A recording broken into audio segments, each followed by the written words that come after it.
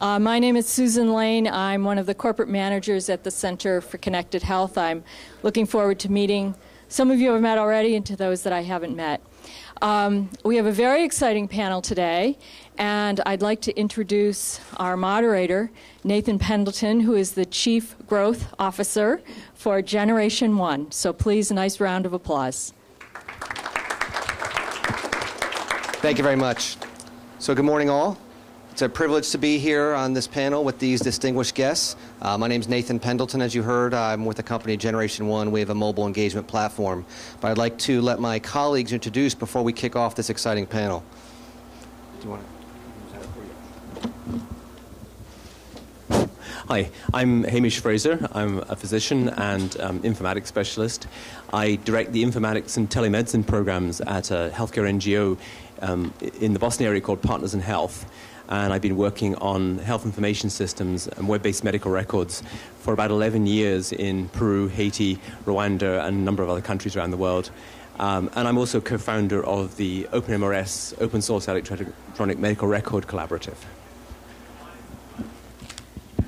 Okay, good morning. My name is Jessica Haberer. I'm an internist at Mass General in the Center for Global Health. I've been working in global health for about 7 years. I initially started in China with the Clinton Foundation doing policy-related work, and then I transitioned into a more research framework about 5 years ago, and I focused in East Africa. So most of my research is based in Uganda and Kenya. And I've looked at a number of different technologies to try and solve some of the gaps in healthcare delivery, focusing mostly on adherence to antiretroviral therapy using wireless bottles to monitor whether or not people are taking their medications, or at least a proxy thereof, using cell phones to get information from the patient level to find out what's happening with people. And now I'm looking into wireless biosensors to detect vital signs remotely and try and find people who are having trouble with their health but are not accessing health care, and to bridge that gap. Hello, my name is Leia Anthony, Celi. I'm a part-time ICU doctor over at Beth Israel Deaconess, but I also work as a research scientist at MIT. I have two big projects there. One is on clinical data mining, and the other one involves a volunteer organization called SANA, and it's hosted at the Computer Science and Artificial Intelligence Lab. And we consist of people from various backgrounds: doctors, informaticians, public health experts, engineers, social scientists, and business entrepreneurs. And our mission is to improve healthcare delivery in resource-poor settings using our open-source, cell phone-based telehealth platform. We have projects in India that would address oral cancer screening, cardiovascular disease management, as well as diabetes screening. Projects in the Philippines that includes teleradiology as well as a hypertension application. Two projects in Brazil. It's on screening eye disorders that lead to blindness, as well as screening for hearing impairment among infants and children. And two projects that are up and starting in Kenya and Sierra Leone. Great, thank you. So, what an exciting kind of topic here. There's a lot of innovation, a lot of opinions. Our topic here: mobile, global, and frugal. Low-cost innovations in wireless health for poor neighborhoods everywhere. So, there's a lot of places we can take this conversation today, but, let's start it off with, let's talk about all this innovation and so forth we hear about. Is this movement really scalable, and what do we think, and what are we seeing about that? If you can maybe start off some thoughts, or who would like to start off on, the idea that, scalable and this innovation and where we're going? So I think there are a number of different factors here in terms of whether we should actually be working on technology in a very resource-poor environment, such as Haiti or Rwanda or some of the other countries that we all work in. And one of those is, can we actually create reusable components and reusable systems so that we don't have lots and lots of separate projects all really trying to solve the same problem. And that has been one of the focuses of the OpenMRS project. We actually have about over a dozen different organizations working together on the system, including my group of Partners in Health and the Regan Street Institute, and organizations in the Philippines, for example, colleagues of Leia's. And that system is now used in 42 countries. It has one code base, and then it has a modular architecture so that different projects are actually building different components, and then we're actually sharing many of those modules and components in different places around the world. what we're also doing is looking at the question of how do you use mobile devices effectively, and how do we actually share those tools. And there are a number of linked projects, Sana being one of them, but also what's called Java Rosa, which is an initiative to create common code bases and tools. And we're seeing that used in a number of different countries, and linked, for example, to the ODK project in the University of Washington. So I think trying to ensure that we don't start with the sort of very heterogeneous environment that we have in the US and in more competitive environments is helpful, just in terms of trying to maximize the use of the expertise we have, but also ensuring that, for example, when you introduce a mobile device to collect data and to, for example, register pregnant women in rural areas of Rwanda or a number of other countries that are doing that, that information is actually linked to other information resources, such as an electronic medical record in a healthcare facility, so we don't end up having sort of separate pots of data, which aren't actually linked. And so ensuring that we actually do that homework before we really build out a lot of systems. And I'm very fortunate to work with the government of Rwanda in this, where they actually have a national e-health architecture plan and are very carefully planning out how the different components work together, and actually going through a process of validating, which systems are used in the country and whether they actually stand up to those kind of requirements. Okay, we'll just go down the row. So this issue of scalability has been really at the forefront of my latest project, which is developing these wireless biosensors. And I'm coming from the perspective that's much further back than I think where Hamish is, where we are physically designing the circuit boards in the lab at MIT, and trying to develop the technology and figure out how can we get this from our lab to actually people using it on a wide scale. And we've been in conversation with many different partners, which has been a whole new world to me. I mean, I'm a physician, so I don't, I know how to see patients. I don't necessarily know how to develop biotechnology and how to get that to a scalable level.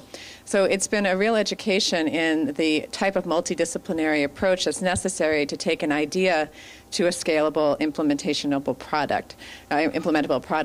And so we've been learning about business plans and intellectual property and getting our marketing all in order from day one, so that when we develop this device, it's not yet another pilot project that looks really great at a conference like this, but nobody actually uses. I'm sure there are many devices here that people are going to actually use, so I don't want to speak badly about other products. I just don't want to be one of those that I've seen at many, many conferences where people just have wonderful ideas, but they're not scalable. They're not at the right cost point. They're not reaching the right market. People haven't done focus groups with the end user from the very beginning, so that you don't waste time and money in developing products that can't scale. Scalability, as you know, requires demonstration of value, and any innovation, whether it's a drug or a device, it has to be introduced into a relatively well-performing health system. Otherwise, you won't be able to demonstrate any measurable quality improvement. Quality improvement in healthcare is a very complicated task. It requires a multi-pronged, interdisciplinary, collaborative approach. And that runs counter to the entrepreneurial spirit. Like, no, it's not by nature entrepreneurs reach out to other entrepreneurs and would band together to address systems-level problems. So there's a preponderance of innovations that address low-hanging fruits. And they may have some value, but to be able to demonstrate that, you need to address all the other bigger issues in the complete health chain, health value chain. And if you can't do that, you won't be able to demonstrate that value, and you won't be able to scale. And that's why we've always been emphasizing the importance of measurement and evaluation. You need to do that. You can't just launch a product and then stop there. You have to be doing measurements of impact on process metrics, outcome metrics, structure metrics. You have to be doing cost effectiveness analysis, because if you can't show that there is going to be a reduction in the cost of healthcare in the end, then chances are you won't be able to scale the dissemination of that product. Great. So, as we think about, we hear in some cases in a country that's developing an architecture and a framework, scalability is probably much more palatable and reasonable for someone on the sidelines to be thinking about. But also, I think a big challenge has been, as we heard, taking an idea from the lab to really being commercially viable. And so, how do we do that? There's a lot of energy. I had someone say to me, mobile health is really the idea of, the technology finally caught up with the good ideas. So then the question becomes, as we've heard too, we touched on it briefly, but idea of a low-cost mobile solution, well, a low-cost mobile solution in the lab that tries to become commercially viable. Are we seeing any results so far that they can be cost-effective, or do we have early indicators that these low-cost solutions could be cost-effective? Maybe, Leo, can you start us out there? Those studies are just being done now. I remember a review study evaluating e-health technologies just a year or two ago that appeared in PLOS, and they're really questioning whether there's any added value to all this e-health technology. Low cost doesn't mean it's free. Low cost doesn't mean it's cost effective. Scaling a low cost product is going to be expensive. And you are going to be, especially if your target customers would be bottom of the pyramid, in the end, you can't really ask them to pay for the products. They don't have a lot of disposable income. You're going to be competing with a whole lot of other needs that they would rather spend their money on. If you're targeting chronic, non-communicable diseases, for the most part, these people are feeling healthy right now. So to ask them, if they're earning $1 to $2 a day, to spend 10 cents so that they could reduce the risk of stroke 10 years from now, it doesn't mean anything to them. They're not going to spend that 10 cents on your product. So in the end, you're going to have to go back to the government. You're going to have to demand that they spend for this, because in the long run, they're going to be saving money in reducing complications from these non-communicable diseases.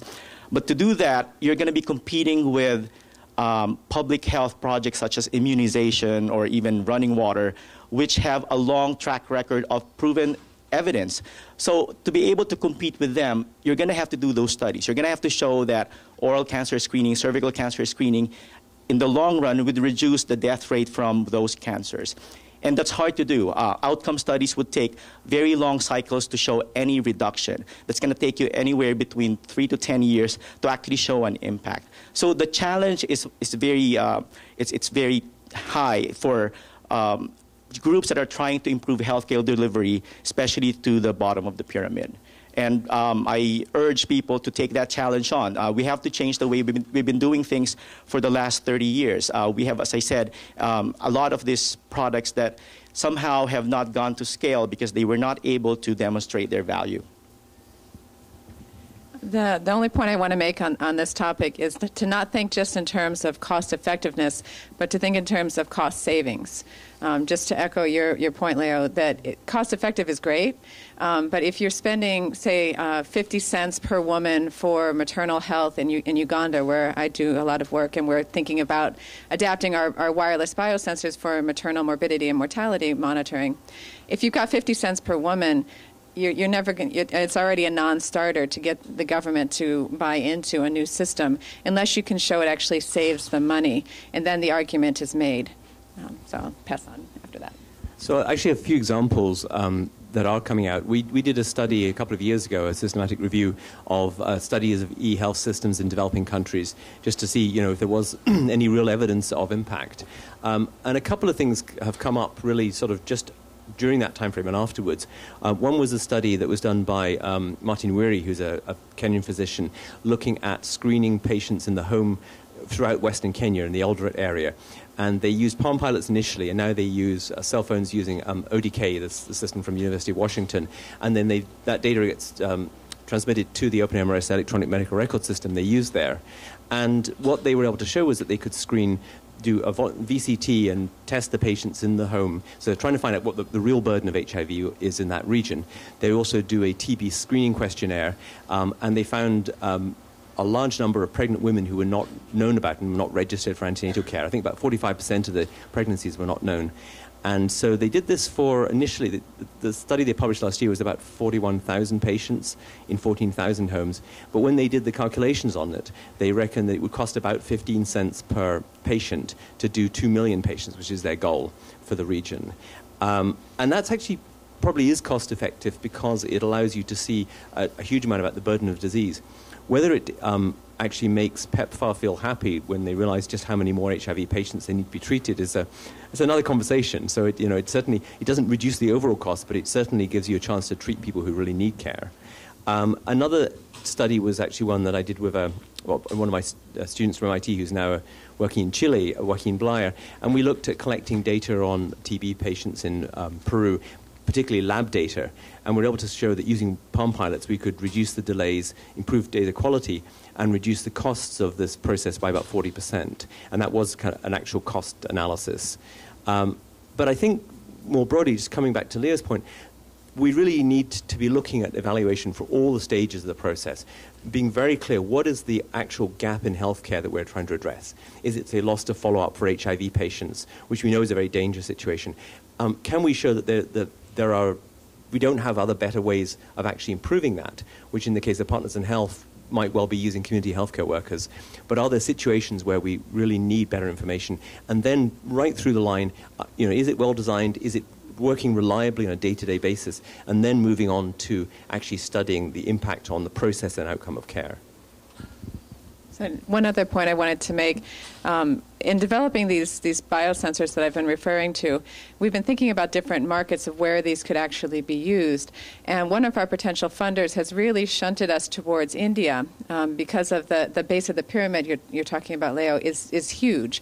And there's a developing market there where people may have a little bit of disposable income, enough, a dollar or two extra that other people don't have, that could make a new product or a new device viable. And not that we're looking to necessarily make money off of this venture, but we want to make sure that it's actually going to get out there and to be used. But that was very frustrating to me in some ways, because as much as I want to see this work well for people in India, I also want to see it work well for people in Africa and other places that don't have quite the economic boom that say, India may have. And so we've been thinking about possibly having dual use for our devices so that you can make money in one area and use that to fund others. And that's not nearly as sustainable as having the actual market where it's being sold or used to be self-supporting, but it's one other thought as to how you can get low-cost devices in places where even low cost isn't low enough. Great. So, I know there's a couple other topics I want to bring up before we go to audience questions, which I know there'll be several. The other question I have is on the idea of, it's the old analogy of some folks, especially maybe in this room and in the U.S., have been on the sidelines looking at mobile health because it's the old adage of the VCR, if we can remember what that is anymore. And, remember the VHS versus Betamax. Who wants to go buy it before they know which standard will prevail? Is there any issues we have? Have we seen evidence of any opportunities where there has been integration of information across different stakeholders that makes this also viable? I'd like to, if we can keep some anecdotes to some thoughts or evidence or your beliefs on whether we have examples or evidence where standardization of that data transmission across stakeholders is working or what we're seeing in that. So, that was the main reason why we decided to go to developing countries first before we could come to a market such as the United States. In these places, nothing is in place. There could be, at most, a paper-based system. In a lot of the encounters with the patient, there's no documentation at all. So it's easy to introduce a system whereby the different parts would be interoperable. So, for example, our cell phone software would be able to interface with OpenMRS. And by trying to capture as big of a market as you could, you actually have a say in terms of what are the standards that are becoming in place, since it's now operating in several countries. So definitely it made the path a bit easier if there's nothing in place. Trying to do this here in the United States, none of the different vendors, for example, we're trying to interface with any point-of-care device. None of the proprietary devices would share their API so that they could talk to our software. So it's almost impossible to try to do this here in the United States. And maybe, as I said, if we could demonstrate the value of interoperability in the developing countries by showing a large impact on health, we could convince people here that we should have these standards, that the different systems should be able to talk to each other. As we develop our devices, the wireless biosensors I've been talking about, but also these wireless medicine bottles that we use where we open a cap and we get a signal in real time to know if people are taking their medications, or at least a proxy of that adherence. We try to develop the system so that it is as integratable as possible with existing systems. So whether that's OpenMRS, which we're trying to use, or just making sure that the devices can work on any network. You know, it doesn't have to be just MTN or Airtel or one of the large providers in Africa. We want a device that can be used in many different systems, knowing that there probably won't just be one, there will be several, and to make our devices as flexible as possible. Just briefly, there are a few examples of pairwise interconnectivity between, for example, EMR systems and laboratory systems, which are obviously been well established in developed markets like the US. And we see that, for example, in Kenya with OpenMRS. We see it with an open source lab information system called OpenELIS in Haiti, with another group, another EMR system called eSanté from University of Washington. And we've also been working with a group at WHO on a standard called SDMX, which is a version of a standard that's used for, I think, the financial industry, but focusing on healthcare data that allows you to send aggregate reports, for example, reports on the number of new HIV patients you saw each month, to a system automatically. And we're looking at how that can it's actually being used now for district health information systems in parts of Africa, and in Rwanda, for example, we're actually working on doing that. So I think there is the progress, and the advantages we have, as Leia said, there's relatively little already in place, and there's also, because many of these systems are open source, you can always look under the hood and see what's really going on and fix it.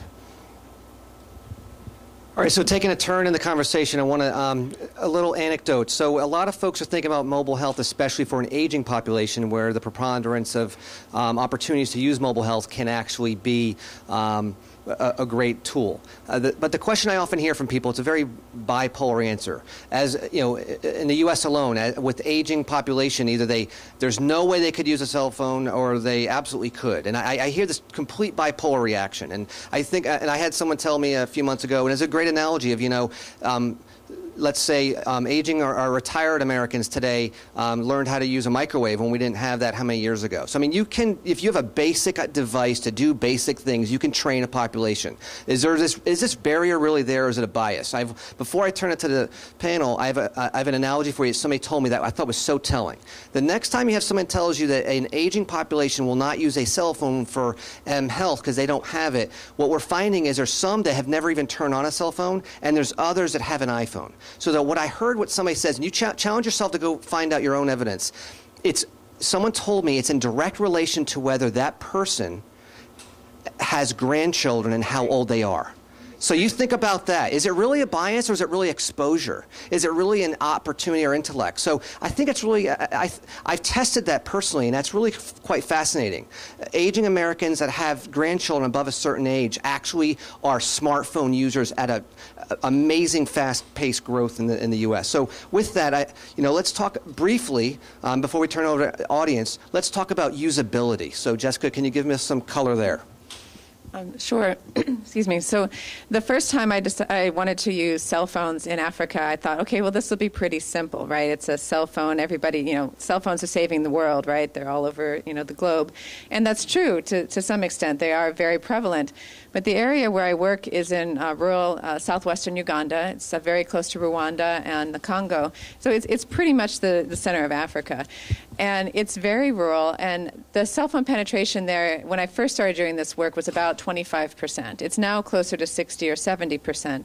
And I did a small study just to see if I could get patient-level data through SMS or interactive voice response from this population. So we weren't setting out to do anything fancy. We just wanted people to give us a PIN, so we knew we got the right person, because cell phones are often shared in developing countries.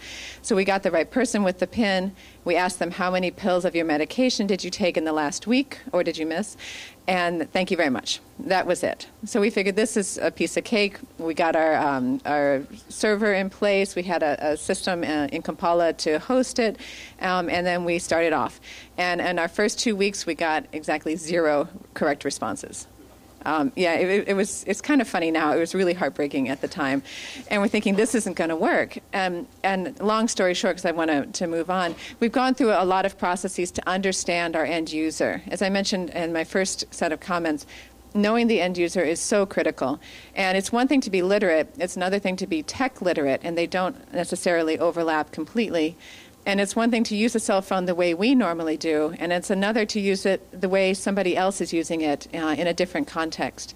So through a variety of techniques like just-in-time training, so when people have problems using the device, we find out about it and we give them a call right away.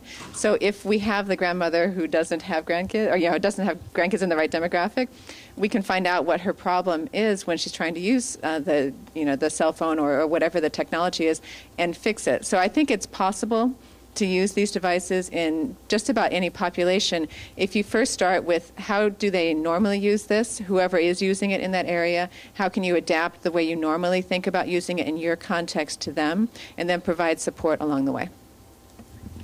Any other comments on usability? Sure. There are ways around problems with usability. For example, when we went to India, it turned out that a lot of their healthcare workers are illiterate. So we had to change the forms that we encode on the cell phone so that it allows voice prompts. You put photos rather than words, and that really helped with those healthcare workers. In the Philippines, we have a system called voice-activated software. But it turns out that the healthcare workers would just bring with them their nieces or nephews or grandsons or grandchildren. They tell the kids what to put on the cell phone. The kids would ask, does this patient have this and that? So the kids would tag along with the healthcare worker and would enter the data for the illiterate healthcare worker. So there are ways around these problems with usability, especially the ones that deal with illiteracy. I'll just very briefly say, I think we need to do a lot better in terms of developing really good, simple user interfaces. And a number of projects, for example, one of the Partners in Health projects in Chiapas in southern Mexico has been working on very simple cell phone-based tools for advising on drug dosing. But I would say also that the demographic pyramid in developing countries has an awful lot of young people, and none of the young people I've seen so far have had any trouble learning cell phones. So I think it's going to happen. Excellent. Where it isn't already happening.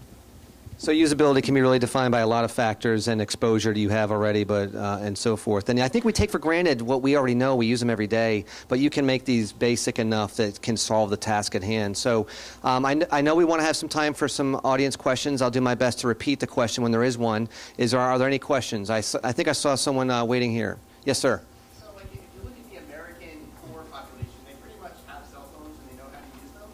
So the question is, probably everybody in this room has a smartphone, and we're moving there, or that kind of thing. But if you were going to try to build something, along the lines of what was said, hey, did you take your prenatal drugs this week? What do you think, looking at the next 3 years, is the right way to go? Is it like, to kind of hit the least common denominator? Is it a, text message and reply yes or no, or is it, that we start anticipating that, Android is going to replace Symbian, and people are going to have a low-end app that they can run on their phone, even in the poorest demographic? That's an excellent question. And if everybody heard the question, but basically, how do you design the next wave of technology? Is it to a smartphone because you think that's where people are going to go? Or do you want to have an application or a device that can work off of existing technologies like feature phones, the little $10 candy bar phones that you see all over Africa? And I think you can look at it in different ways, and I don't have the crystal ball to know, is Android really going to take over? But I know some general principles that we think about when we develop our technologies. One is that we want things to be as easy as possible. The more you ask of people, the less likely you are to get anything back that you really want. And so the way we're approaching it is to develop the technology that's going to work. And that may not be that cheap. And I think this is a point of controversy in this field, is do you develop cheap from the beginning, say I'm not going to develop anything that costs more than what can run on a feature phone, a $10 price point, something like that? Or do you say I'm just going to use the best technology, run it off of an Android, which is what we're doing, and then figure out how to work backwards and dumb down the technology so that we can provide it to as many people as possible? And I don't think there's a right answer. I think it's a great question that we all grapple with. Question here, sir. I have one question. We have seen this month now all the tech machines and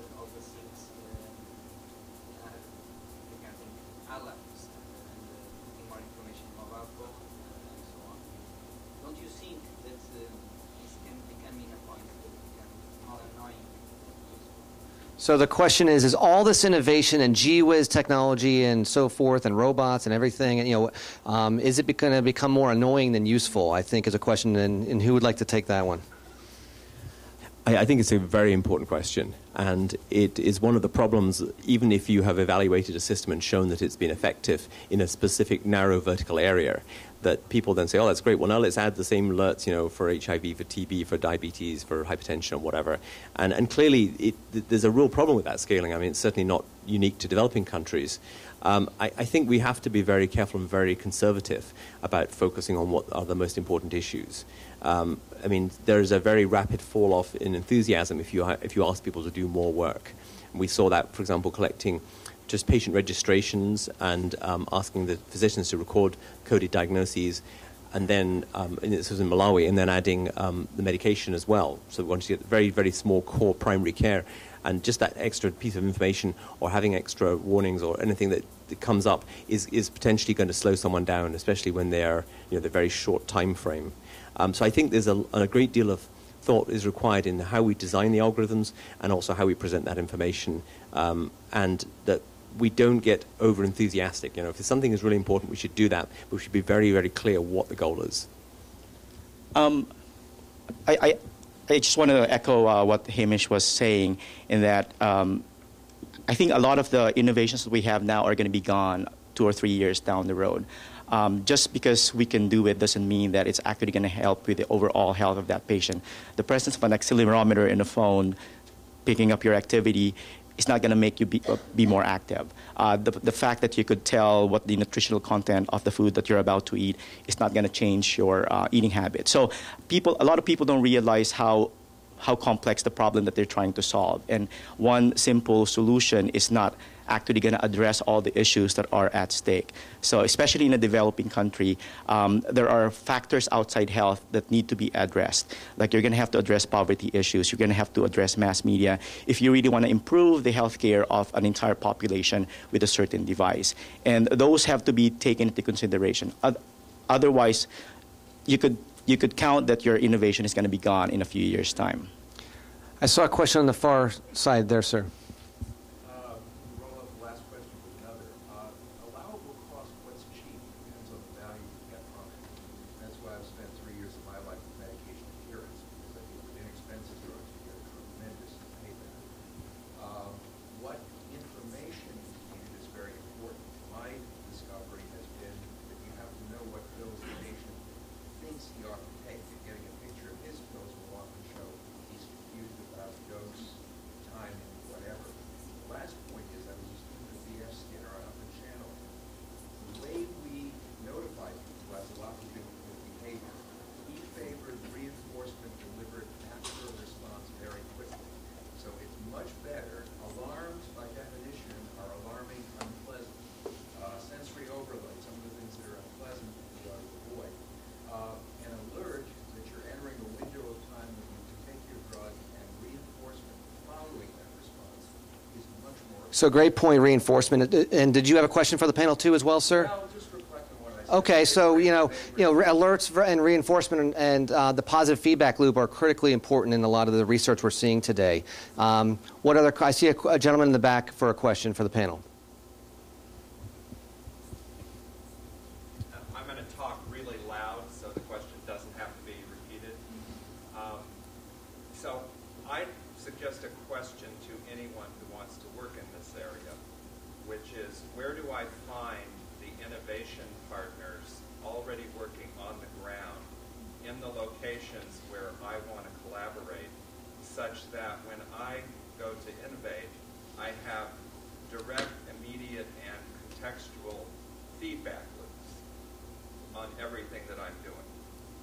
I know some of you have already asked that question, and I'll suggest that the answer is in the social enterprise ecosystem, which is a global ecosystem that's been growing for 30 years and which contains hundreds of thousands of organizations. Just like the business ecosystem, that ecosystem includes organizations that have been built to scale from the ground up in the last 5 years. That's a new appearance on the scene. And it presents a set of partners and opportunities and ability speed up the innovation process if you can put the right partners. Great points. Did you? All right. Was there a question for the panel as well? Thank you, sir. Could you talk about the privacy issues and an individual controlling or being concerned about their dissemination of their medical records in a developing country? Is it a concern, and does it have to be addressed? Great question. So using mobile and privacy concerns in a developing country, who has some content and color they'd like to bring there? So our software is encrypted. It's one of the features that we want to make sure is present to address privacy and security issues. But in addition to encryption, there are so many other things that you need to consider. So we're focusing to make sure that our software is also HIPAA compliant. Even though we are implementing in countries where there's no such thing as HIPAA, we want to make sure that we follow the same regulations, the same issues that we have here in the United States. One point I'd like to make about that is, a lot of the work I do is considered somewhat Big Brother-like, in that we're watching people and we're watching them daily. And when I talk about the technology in a U.S. setting, the first question I usually get is, isn't that offensive? Don't people worry about Big Brother? When I talk about it in Africa and when I talk to the participants in our studies, they love it. They absolutely love it. They can't believe that someone wants to spend time and money watching them to make sure that they are getting better. So you still need to pay attention to all the issues with a HIPAA-type compliance. You want to protect people. But just on face value, the idea of watching people and doing things in real time, at least in the places where I've worked, has been highly acceptable and very desirable. So the feeling of privacy can be very much cultural of how you feel and approach using these kind of tools and techniques. Oh, please. Just one other quick comment, that there isn't really a legal structure and framework in most developing countries to deal with the ownership of data, if there are penalties for misuse of patient data. And I think there was a study about 2 years ago that suggested that in low-income countries, only about 3 countries really had an effective legal framework. And so I think that it is a very important question. The responses are very different in different environments. Some places people are very concerned about not sharing data, and there is this question about sharing cell phones, and how do you deal with that if you're actually sending people alerts that could identify them with a certain disease. The biggest challenge, though, is really having a system in place, and also when we're looking at these plans for scaling up e-health systems, a lot of governments are just saying, well, that's great, just send us all of the patient records, we'll have a big master list, and then we can just check up and see what's going on. It's been a little bit of a problem trying to explain the challenges there, and essentially that's been a real issue in a number of countries. And it's also, I have to say, not just the current governments of those countries, but organizations such as the CDC have not been as aware, perhaps, of the implications of that in some of the countries we've worked in. So I think it's something we all have to be careful about. Sir. I very much like the word frugal in the title of this panel, and Leo, you touched a little bit about some of the challenges that we have in the U.S. Are there any lessons that are being learned, maybe not in rural Uganda, but even in India, Philippines, other places, about frugality in healthcare that you're optimistic that could be brought back to the U.S.? So the question is there any lessons being learned in some of these developing countries related to frugal and how they can be applied in the U.S. and our market as well?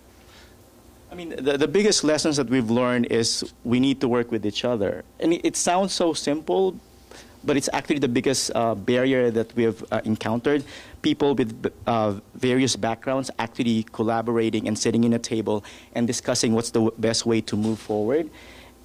And it doesn't happen all the time here in the United States. We're in the middle of this initiative at MIT and bringing together all the different groups in the global health arena. And it's not as simple as we think it is, just getting them to sit together, sing kumbaya. It's not going to happen. There's so many politics involved and egos involved. And the same is true in developing countries too. Everyone's saying, what's in it for me? I want to be at the center of the project. And it's much easier said than done. But we're doing it. We're slowly doing it, and we're hoping that we could recreate the same collaborative ecosystem that works well in developing countries back here in the United States. One other quick point about that is that some of the technologies that we're talking about don't have to be applied to everybody. And one of the underlying thoughts behind a lot of our work is how do we find the people who need it and only give the devices to them. We spend a lot of money providing care to people who don't really necessarily need it. Most people in Africa who have HIV, who take medications, do very well, thank you very much, and they don't need someone watching them. But there are 5 to 10% who do. And how can you target technology to those people so you can keep costs down and maximize resources that do exist? I mean, I think there are many great examples of low-cost approaches and technologies and systems for healthcare in developing countries that can be generalized. I mean, the one that Partners in Health is actually generalizing in the Boston area and other parts of the U.S.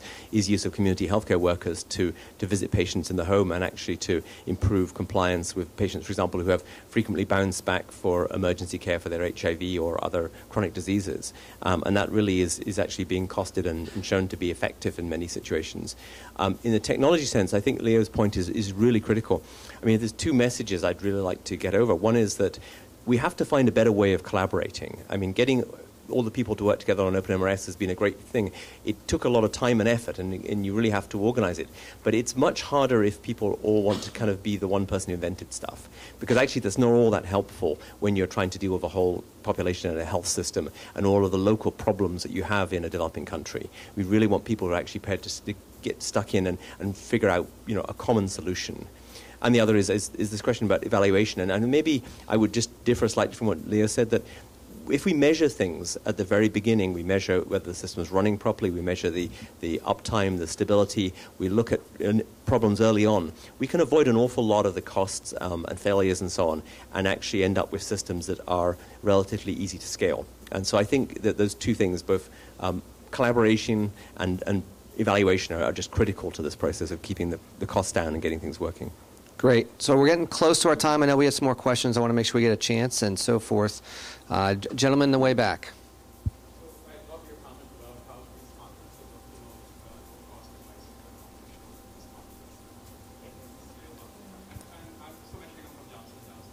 I think part of the problem is they're not often sustained by the business model. And since all of you have some experience in countries, would you comment on what you see might be a viable business model and working with local partners or extending the source of health partners?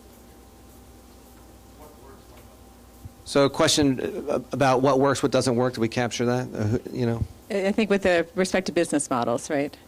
Yeah, the first thing I will say is I'm not a business person, and one of the most important things I've learned is to work with people who do business. Finding partners, whether it's an engineer or a Sloan business student, which I'm working with right now, to help me think through those issues, because I very quickly become quite naive when it comes to those sorts of things. And I think it's important for us all to recognize what we know and what we don't know. With business plans, I think it depends on what's your target market. With any situation, looking at India, in the healthcare system, it's very different than it is here. And I'm just learning about all the intricacies of it. Do you work with a government system? Do you work with a private system? Do you work with an NGO? In Africa, everything is pretty much based on NGOs who work with ministries of health. So it's a good question. It's such a broad question. So I don't know if I can really answer it other than to work with local partners who really understand their situation. I work with a small university in southwestern Uganda. They have a development studies office. We are partnering with them to come up with our business plan because they know their market best. I think it depends on the geography. It depends on the clinical application that you would like to address. Our group is agnostic in terms of who we partner with, from universities to NGOs to for-profit to governments. And what we're trying to do is to document lessons learned from each of the implementation and share those lessons learned so that another group in another country who would like to do that, they don't have to start from scratch. They could read up on what's worked in Kenya, what's worked in the Philippines, and by taking those lessons learned, they could start at a much higher level. And as Hamish pointed out earlier, prevent them from reinventing the flat tire. We don't have an answer, but we're hoping to get a compilation of all those answers in the future. two very quick comments. I know we're at the end of time. One is that we've been training a whole group of software developers in Rwanda who are now actually building components OpenMRS and are going to be working on other e-health systems in the country. And so we were able to see their work showcase actually at a meeting a couple of weeks ago. And that obviously changes the economics of a great deal. And the second is that I think if you look at the cost of the systems we're developing and deploying, they might make some CEOs in US companies slightly nervous because it's an awful lot cheaper. Well, yeah, we are out of time, but I want to thank everyone. And, we covered just the tip of the iceberg, and I know our expert panel here would be happy to maybe try and answer additional questions. But, we covered a lot of ground, though it was quick, and we wish we had more time. But, usability, I think there's a lot of bias in usability, and there's a lot of evidence it works, depending on where you are in the demographic. That bias is not necessarily a barrier. Low cost does not always mean cost effective. We also talked about how developing countries have a blank slate, so it may be easier to develop that integrated ecosystem, but that doesn't necessarily need to be a barrier in the U.S. as well. It takes a little bit more thought and a little bit more hard work. But I would like to start off a thank you to our expert panel for sharing their morning with us. Thank you very much.